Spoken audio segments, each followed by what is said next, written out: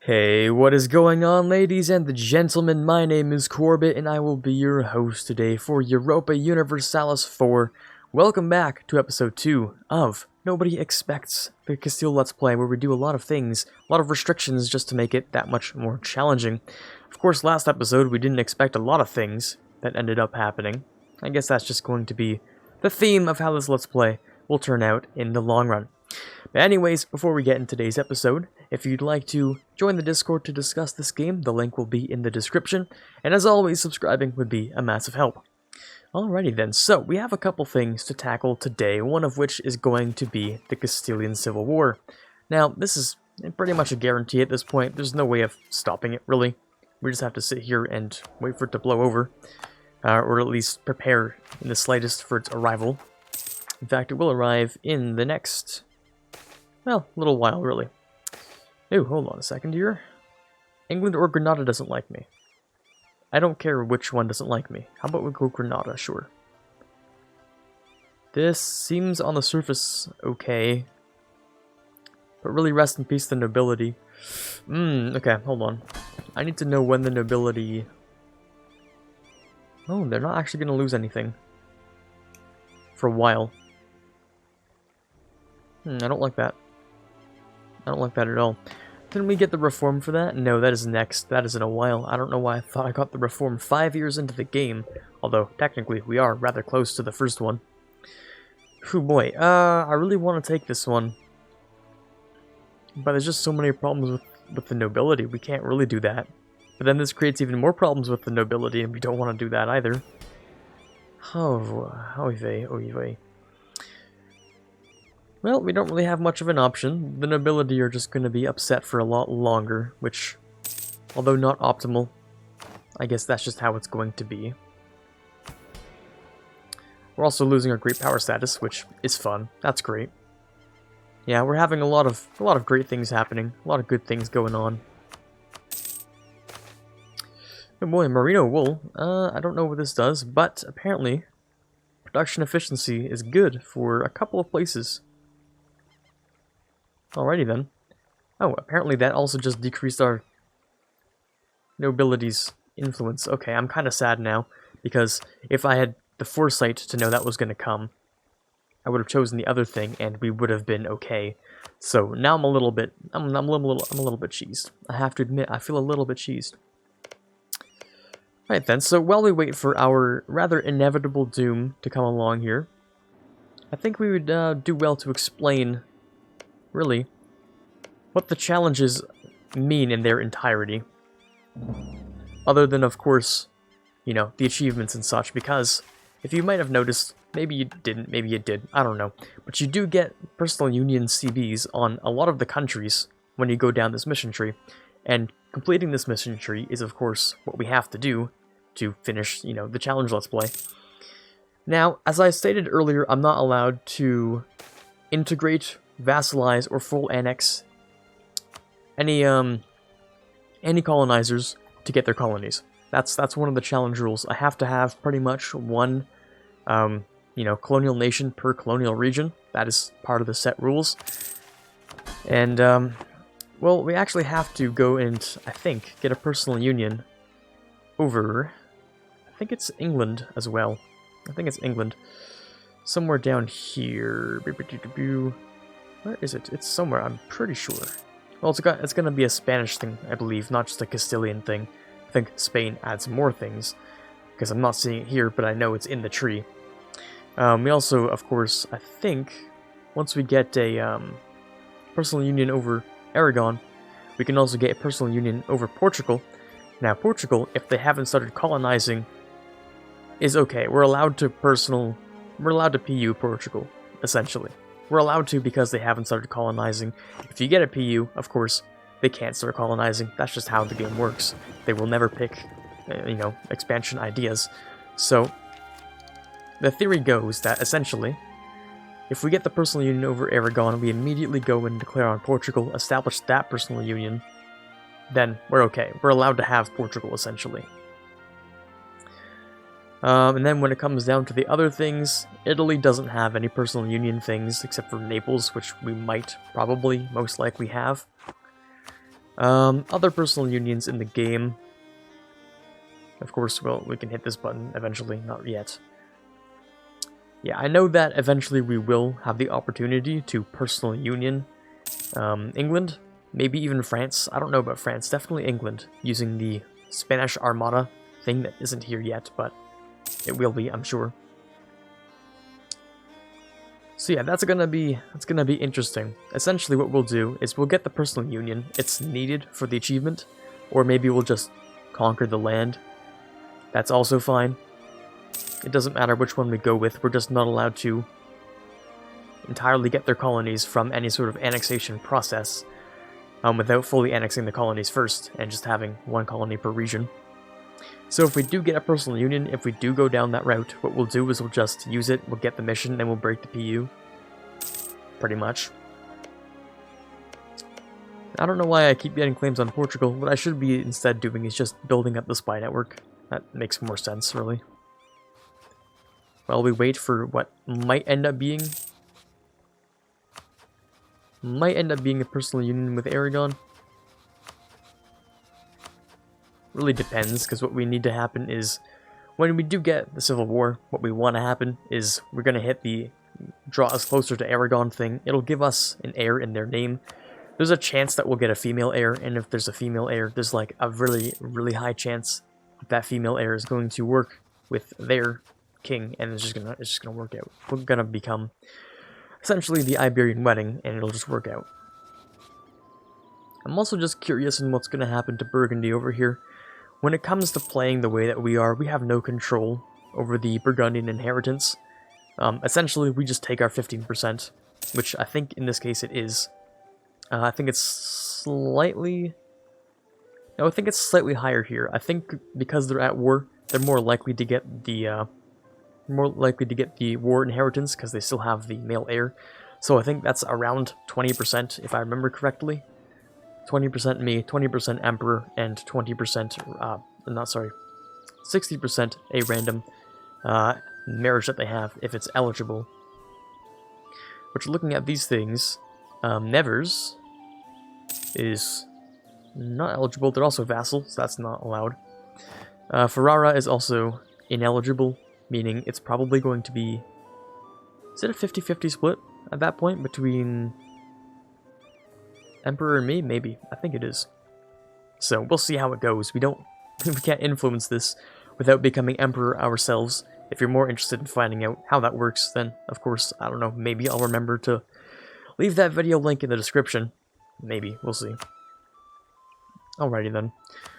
Now, another thing that we're also keeping a close eye on to pay attention to here is that we kind of, unfortunately, we're forced to have our manpower at 50% just to be able to progress here, which kind of sucks. You can't go down any of this stuff without first having 50%, and then of course we need to spend more of it on our army to make it higher, which sucks as well. So, we'll see. Oh boy, that does mean we need to have a rather high national manpower modifier. I think what we can do here... Yeah, okay, I have a rough idea of what we can do here. We'll use the higher percentage that we have here to build it up faster, which is great, and then we can get rid of the national manpower guy to drop it back down a little bit. In theory, that works out just fine. We'll see, really. Yeah, sure, that's okay. And after we're able to grab the next military tech, we're gonna move ourselves onto, I think, admin. It depends on what our new queen, which in theory will be queen, is going to look like. Hopefully she's good. And if it's a male, if it's a king, then we'll just have to cry a little bit because I don't know what's going to happen with Aragon here. It's entirely possible, I think, that if Aragon just has no ruler, if this guy bites the dust immediately, we just form a regular personal union. Or, I guess I don't think we'd have to fight them over that.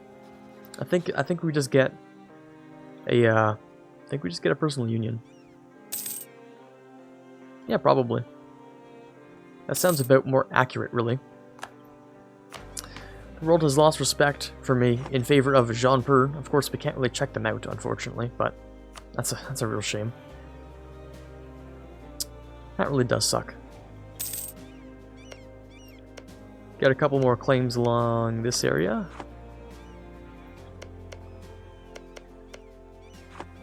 I'll just keep the spy network in Portugal. Just to see how it all turns out. We're at 94%. I'm definitely going to raise the armies now. It looks like, unfortunately, Enrique did not die, which kind of sucks. Kind of wish he did. Our actually good general did die, which is even worse. Oh, that's a lot of fun.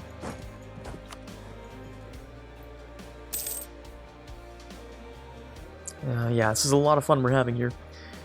Lots of money, not much to spend it on. Actually, we should have one building. Yes, there we go.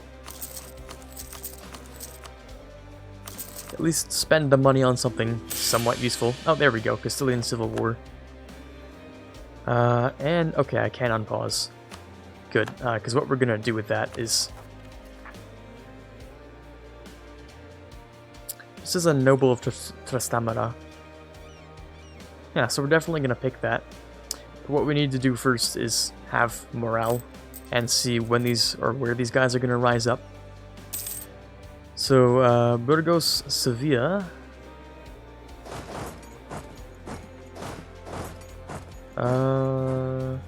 Gran Canaria. Oh, you're joking. Oh, you're joking. Oh, that is really awkward. That is really awkward. Burgos. Let's raise this. Let's get ourselves another general. Hopefully they'll give me 1 month for free, please. Oh, okay. We actually did just... What just happened here? Did we just gain 2 heirs at the same time, and then this one just somehow became the dominant heir? Well, now we can't even support Enrique. Enrique is dead, so anyway, we're gonna support the Aragonese candidate, of course. There we go. And, oh look, it's another Enrique, just slightly better this time. And, unfortunately, it's not even a female heir, which does, make me a little bit sad inside. Alright, so this fort has at least some men. It's not gonna fall instantly, at least. Okay. Albacete, okay, Albacete. Down here. Let's go and crush the rebels before we, unsiege anything first. Oh, right, you automatically occupy it when you rise up, so having that fort up did nothing. That's good, of course. That's always a fun time. Let's boost our stability back up to 1. Yeah, there we go. Spawn rebels are not pretender, and fewer rebel-controlled provinces than whatever number it's going to be here. Alright, there we go. Manpower is still not looking good, but we're doing what we can do pretty much at this point.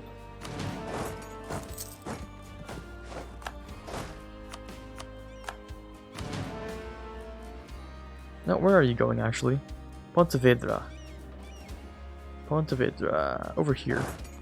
Okay, we're going to use that to our advantage, actually. Lose 5 prestige. I'm okay with that. That is fine for now. So we'll wait for them to move over. It's just so much easier than doing a naval landing on top of them. It'll save us some manpower, at least, hopefully. Speaking of saving manpower, I have a dream here. Let's see if it'll work out. So the 7 can go here. The rest can just chill. Let's save ourselves at least a little bit of manpower. Seeing as we're going to be suffering a little bit for a while here. Where am I? Okay, yeah, there we go. I don't know why I thought my ships were just sitting there the entire time, but no, it's Granadas, so...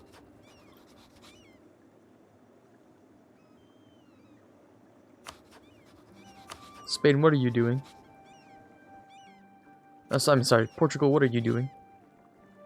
War with Morocco and Granada over what? Oh, you're supporting independence. Well, if you take any of Granada's stuff, I will instantly kill you. I mean, not that it matters too much. Apparently all I need to have is Yeah, no, those are separate trees. It can still work out technically. You know, just technically speaking, it'll still work out. Marketplaces are done. More money is coming in a little bit. Can't ask for anything else yet, which is a little annoying, but... Oh, there we go. This is pretty much exactly what we need here. The nobility gains some influence. Is that... I don't know, honestly. That seems like a bad move.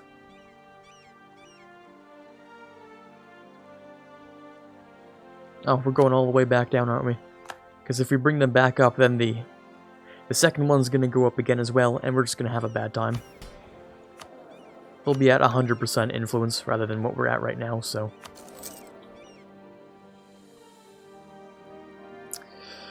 Yeah, it's regrettable, but it's better than the time we'd be having otherwise. These guys should be moving over pretty soon. 25th of February, there you go. They're over, we can kill them. Alliance from Tunis, that is cursed. Might consider it. No, you're allied with Granada, that's not going to work out. Sorry about that, bud. It's actually not going to work out there. Alright, bring these guys over. And bring them down here. At least some of them. Actually, no, we'll make this simpler. Just bring two of them over. There you go. Alright then. Alright. We ourselves have this male heir. You also have a male heir. This is painful. This is really sad, actually. Oh, God. Okay, well, we're not even in the meantime to happen for this, so I'm not that upset about it. So let's swap over to there. Grab new unit types. That is for our infantry. Let's grab our longbows. And we should... There we go. Bring us closer to Aragon. Great. +1 stability. On the down low, do I want to... Yeah. Bring ourselves up to 3. It gives us a lot of extra bonuses I like to have. There we go. So Aragon loves us. I mean, we could even royal marriage Aragon. I mean, screw it, why not? At this point, even though it's a little bit cursed, this is not what's supposed to happen. Nothing is supposed to happen the way that it has been going, so let's just continue the trend. Just to see how far we can actually make this series go into the cringe zone, so let's see what we can do here. Burgundy's still alive. I don't know if that's good or not for us. If they stay alive past the mark, past, you know, the 1500s, then it was just useless pretty much. So there we go. There we go. Aragon likes us, which is good. We have a royal marriage, which doesn't matter really, but technically it gives us a higher chance of getting a regular personal union, if literally nothing else. I don't know. Alrighty then. Manpower, not fantastic. We don't have enough professionalism to fix that. However, I could give it a shot.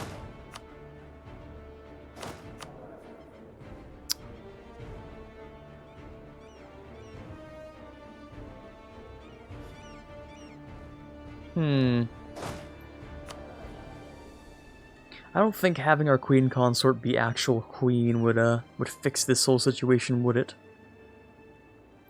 I don't think that would fix that, but we could at least give it a shot. Unfortunately, if this doesn't work out well, we'll be stuck for the next 13 years without any war decks, which is not something I really want to have. Basically, what I was thinking is just give ruler military command. He's not that good anyway.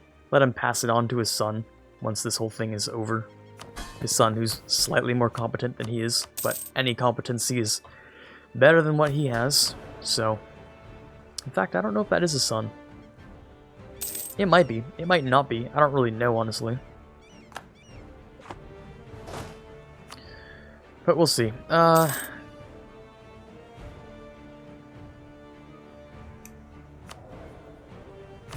If I really, well, screw it. Yeah, sure. We'll have him drill. If he dies, then he dies. Darn. Statistically speaking, he's probably not going to die in the next 10 years, so hopefully that checks out for the rest of the time we need him for. Because basically, I can improve our professionalism and then use that to give ourselves slightly more slack in recruiting standards or whatever. Technically speaking, hiring more generals also gives you more stuff, but we don't want to waste our points like that. Not yet, at least not until we have an abundance of points to use. So we won't use them like that yet.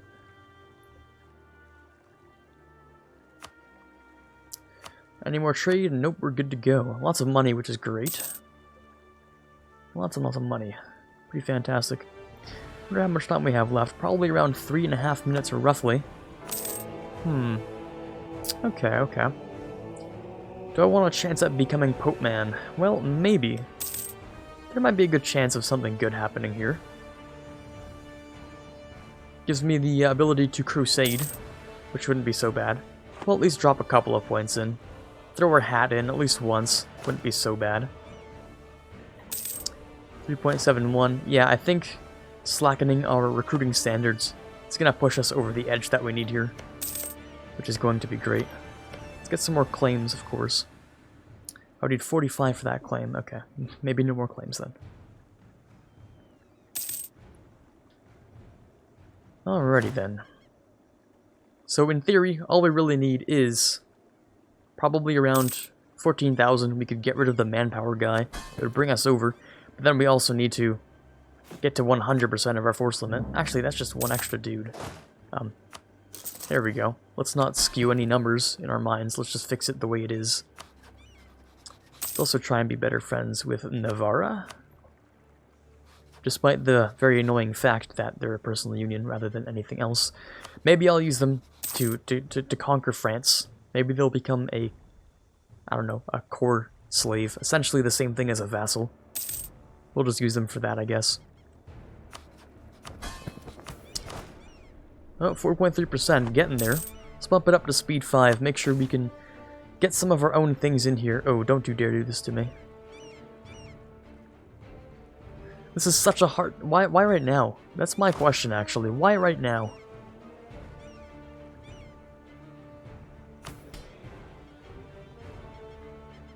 The nobility already hate us. I'm willing to take it to as far as we can get it, honestly. It just doesn't matter. The game wants me to hate the nobility, so I'll just hate the nobility. It doesn't make, you know, any difference for us right now. We get, what, 10% less manpower? Sure, it sucks, but it's not a big enough impact to really matter. Let's give you admiralship? Yes, let's give you admiralship. Take some money. We have an extra military leader. Where's my trade fleet? Alright, these guys, forgot about you. Let's bring you back over. This is my admiral. Little navy here. Oh, this guy's much better. Okay, great. Well, of course he has... Well, they have roughly same pips on attack and, you know, fire and shock. But the maneuver's better, and maneuver gives us more money. So, we'll use that. Alrighty then. Oh, actually, that just gave us enough to hit this button, which is what we need. There we go. Finally, we prepare for the Reconquista, only 14 years after the game begins. So there it is. We can also subjugate Navarre to get that over with. And we can finally start our war to claim what is rightfully ours. Let me make sure my alarm doesn't go off and make the most obnoxious sound, because it's about 15 seconds from going off. Ah, there we go. That means we're roughly 25 minutes in, so I'm going to give it a break right as we line up against the border for this war. That also means, let me get rid of that.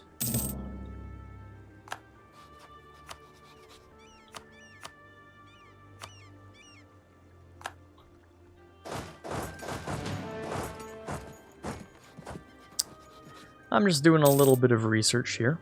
Who would join you? The who? What kind of game is going on at this point? I'm confused, honestly. I'm just so confused as to why is this going on?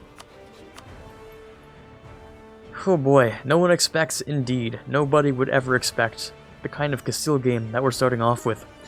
Alright then, well that seems to be all we have time for today. Hopefully you enjoyed this, I don't know, second episode of a very odd series. This is Quarbit signing off, and as always, have a fantastic day.